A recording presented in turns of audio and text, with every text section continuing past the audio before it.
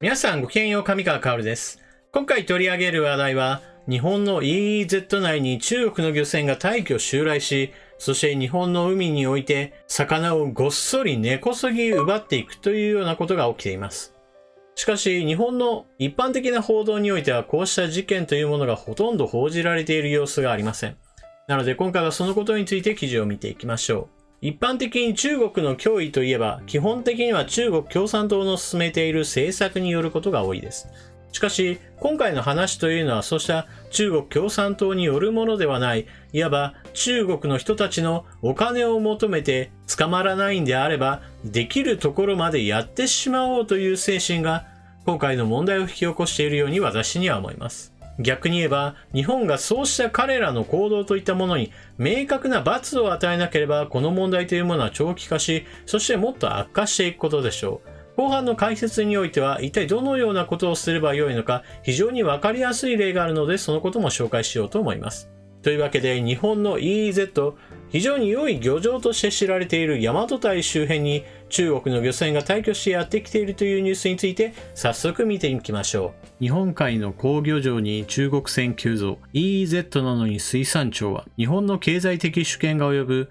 排他的経済水域 EEZ 内にある日本海の好漁場大和堆周辺で中国船の違法操業が急増している。取締水産庁は安全が確保できないとして9月末から一部海域への日本漁船の入域を自粛するよう要請。日本海で操業する国内の漁業者から主権が及ぶ海域で日本漁船の方を締め出すのは本末転倒だと不満の声が上がっている。大和堆は日本海中央部に位置する海底山脈。周辺海域はスルメイカやカニなどの資源の宝庫で EEZ に侵入し操業する外国漁船が後を絶たない。昨年10月には北朝鮮漁船が水産庁の取締船と衝突し沈没した。そしてこちらが問題の大和堆の位置です。日本の EEZ 内に収まっています。水産庁によると、北朝鮮漁船への退去警告は昨年は延べ4000隻だったが、今年は1隻のみ。代わりに目立ち始めたのが中国漁船だ。退去警告は9月末時点で延べ2586隻で、昨年同期の 3.6 倍に上る。海上保安庁の巡視船による退去警告も同様の傾向で、毎年1000隻以上の北朝鮮漁船への退去警告は今年はゼロ。昨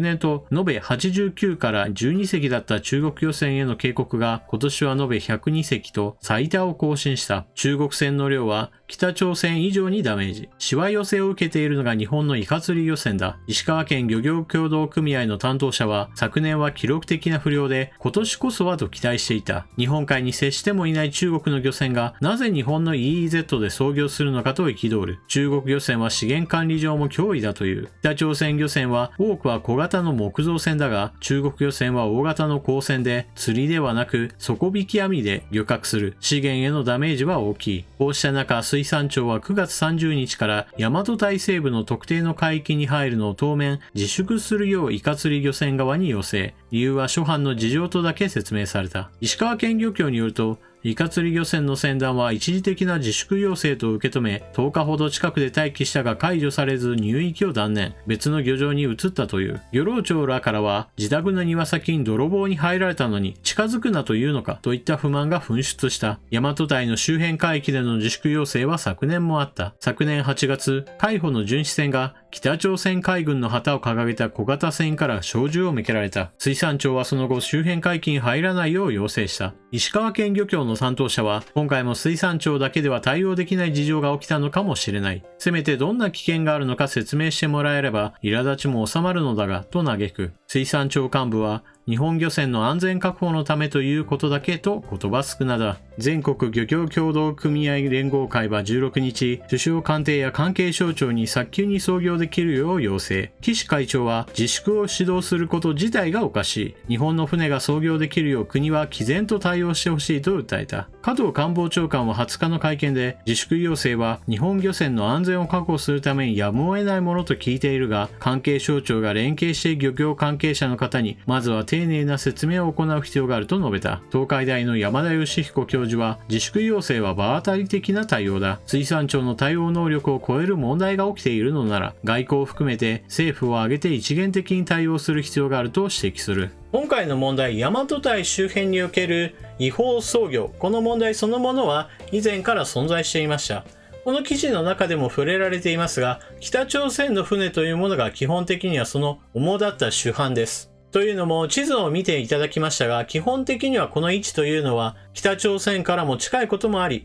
彼らが来やすい場所でもあったのです。しかし、今回問題となっている中国の船で言えば、彼らにとっては遠い海です。しかし、そのような遠い海であっても彼らにとっては良い漁場であれば、そして何よりも利益になるのであれば違法操業も辞さないというのが彼らの姿勢です。そして、この問題をいかにして解決するか、その解決策というのは非常に簡単なものです。というのも先例があります。日本においてではなくインドネシアにおいて2015年違法操業している海外の船というものを海軍の協力を得て爆破するといった処置が行われました。当時インドネシアにおいては周辺海域から様々な国の漁船がやってきて違法操業が展開されていました。中国の船だけではなくベトナムやフィリピン、マレーシアなどどこの国とも限定できない状況でとにかく他の国からあそこの海は良い魚がいっぱい取れるからどんどん取れといったようにして違法操業というのがのさばっていた状況だったのです。そのような状況を打開するためにもインドネシアにおいては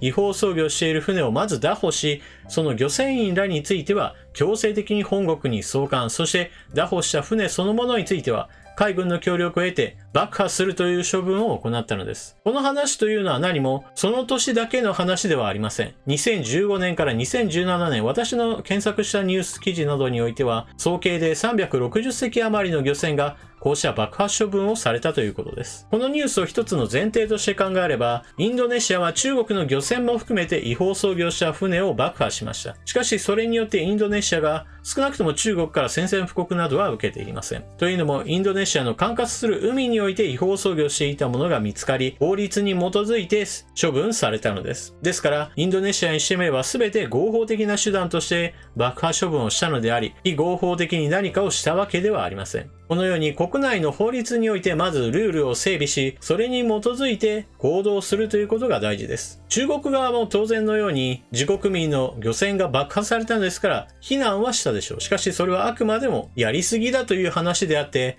違法操業自体を擁護するようなわけではありません。同じように日本の場合も考えれば、中国の漁船が退去してやってきているのであれば、放水処置を行って警告して外の海に出なさいというだけでは決して今回の問題というものは解消されるわけではありません。そもそも中国の船にしてみれば警告されるまでに底引き網でもう一気に魚を取り尽くして、そして戦争を満杯にしてしまえば、あとは警告されて外の海に出たとしてももう十分の稼ぎは得たことでしょう。ですから今回のような違法操業というものをまずやめさせるためには、日本もしっかりと法律を整備した上でインドネシアの例に倣うべきでしょう。違法操業というものが確認されたのであれば、まず拿捕するということを前提として、その拿捕した後においても全くインドネシアの例と同じようにして船員らについてはまず本国へ強制送還し、これら強制送還した人物らに対しては日本領への侵入というものを許さないということを前提として、もう二度と生きている間は旅券を許可しないといった処分を下す方がいいでしょう。その上で拿捕した漁船について言っても、全くインドネシアの例と同じようにして爆破するようなことをして日本の海で違法操業するということが人財産を失うことだよということを明確に知らしめるべきでしょう。もちろんやってきた違法操業した船全てを爆破するまでにこの話というものが広がれば、これは違法操業して得られるお金と、そして失うお金というものを必ず天秤にかけるはずです。中国の人らが違法操業している理由としては、やはり何と言っても少ないリスクで大きなリターンが得られるということを前提にしているからです。少なくとも船そのものを完全に失ってしまうようなリスクがあるのであれば、彼らにとっても違法操業することの方がリスクが大きくなり、侵入してくる数というのは激減することでしょう。そして激減するのであれば、やはり取り締まりはより簡単になり、それによって日本の船がこの海域で操業することに障害がもっと少なくなることになります。ですから物事を良い循環にさせるためには、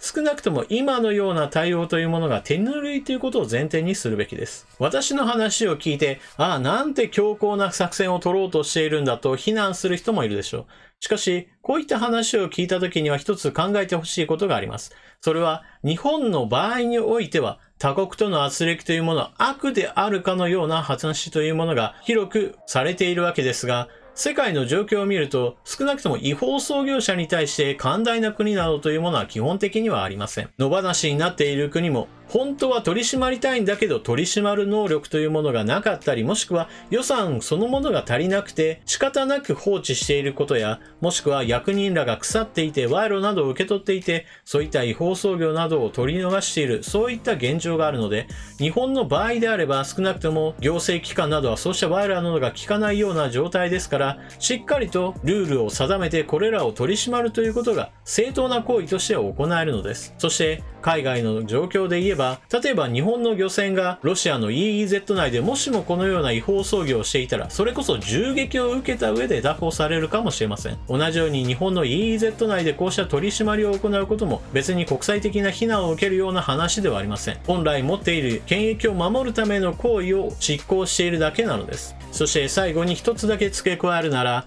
こういった問題において放置して良いことは基本的にはありません。中国側の船が、日本側の取り締まりが甘いなとなれば、もっともっと船は増えることでしょう。そして、もっともっと違法操業する船が増えれば増えるほど取り締まりはより困難になっていきます。ですから問題が小さいうちにしっかりと法律面で整備し、その上で取り締まりをしっかりと行っていく、こうした体制づくりこそが必要なのです。そして現在はまさに政権が入れ替わったことにより、こうした政策変更というものが非常にやりやすい時期です。菅政権に変わったのですから、この時期にこうした取り締まり強化といったものを打ち出すことも政治家としてはぜひとも取り組んでほしいものです。皆さんはこのニュースを聞かれてどのようなことを考えたでしょうか。ぜひともコメントしていってください。チャンネル登録していない方はぜひともチャンネル登録してまた見に来てくれると嬉しいです。それでは次の動画でまたお目にかかりましょう。またね。